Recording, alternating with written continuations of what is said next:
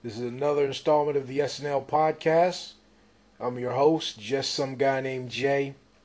And basically, what I'm doing here is we're going to be reviewing the season premiere of Saturday Night Live with the host Seth MacFarlane and musical guest Frank Ocean.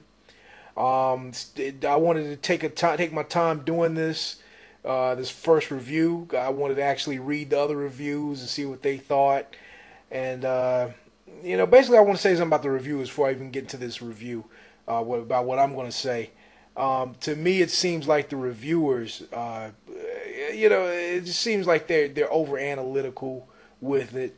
My thing is, I'm gonna get straight to the point. Was it funny or was it not funny? This is why it was funny. This is why I didn't think it was funny. Blah blah blah. These guys are these writers. They write for the Huffington Post and all these little TV.coms and whatever. These guys are. You could tell they're sitting at a Starbucks or something and sipping a little cappuccino and writing little things like say they're just like these artsy fartsy type guys. Who didn't laugh at the stuff because it was too it was too simple. That skit should have had more depth. That's why it wasn't funny. No, screw that. Did it make me laugh? Yay or nay? That's how I'm doing it. Not none of this over analytical. Was it intelligent? Was it not intelligent? No. Was it funny or was it not? That's how I'm going with it. So yeah, let me. And I'm also going to break this up into parts too, because I know it's going to be long. I'm going to do some rambling. You know how I do. So first, I want to talk about Jay Farrow doing Barack Obama for the first time on the show. We saw the impersonation in the YouTube videos and things. I like the way that Fred Armisen, like he was the press secretary, whatever, the MC of that event, who kind of passed the torch down, like Fred Armisen is passing the torch down to Jay Farrow. I liked how he did that. And that Fred was like, I wouldn't want his job. Like that was good. I like the way he did that. Jay Farrow did a good job, in my opinion, with the impersonation. Fred Armisen, I hate to say it, Fred looks more like President Obama than Jay does, in my opinion. But Jay, his impersonation was more accurate, and it's even fun to watch. It was just fun watching him do that. Taron Killam doing Paul Ryan. Oh my God, he just he just morphed into Paul Ryan. That was really good. Jason Sudeikis doing Mitt Romney. It's always good. I enjoy listening to that. Enjoy watching him do it. I liked how the little bumbling things he was doing. Thank you for your gay service and all that. Those little lines. I mean, the cold opening had some good.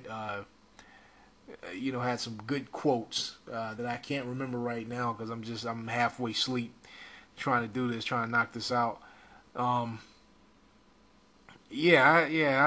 liked I liked the old McDonald part, all of that. They did a good job.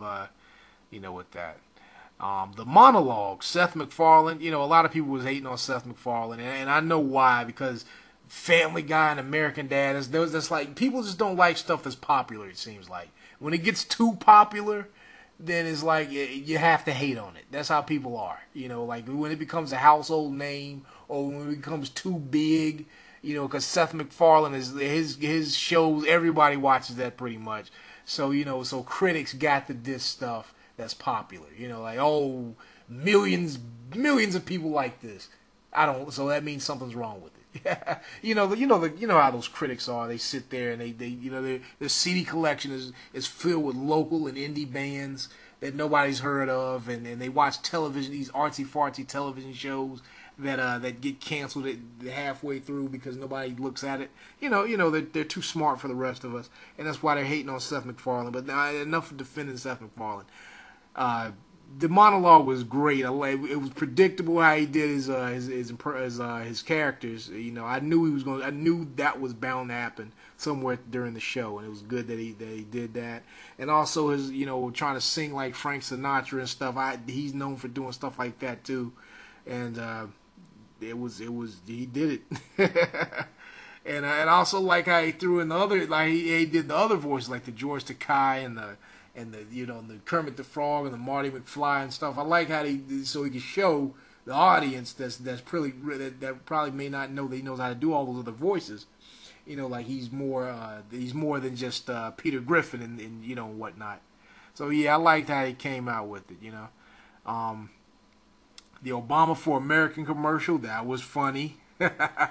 You know, the situation that it had, how Mitt Romney and so how you know the Bain Capital and stuff, how he just kept taking over and laying people off and things like that. And Bill Hader and Kenan Thompson, them being straight faced and delivering, saying what they were saying. That made it even funnier. It was like, you know, I like they had the direction they went with that. You know, that was funny. What was I should have made some notes. I was going to say something else about the commercial. Yeah, Bill Hader too. I like how Bill Hader, you know, he touched his. I thought about the cold sore. Oh, that was good. You know, I like that. Let's see, the Roger Brush, Sex After 50. I liked it. A lot of people on the internet were saying, "Oh, another Roger Brush. Oh, I hate this." You know, but I think they took it to another level. They had more jokes in this one. You know, Seth MacFarlane and Tim Robinson playing the gay couple, that was funny, and how Fred was, you know, how he's picking at him like, "Oh, go take your floppy penis and get out of my face with it."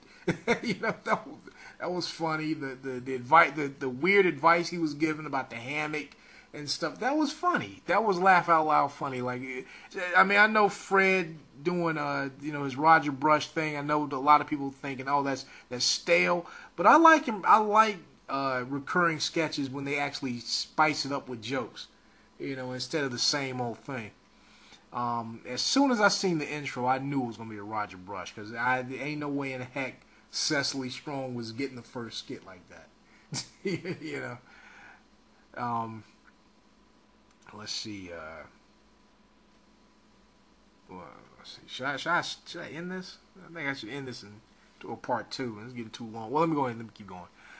Let's see, the Eastwood and Cher thing. You know, that was predictable. You know, they had to do that. And you know, Bill Hader, he kills it. You know, I hope he's the Kristen Wiig of this season.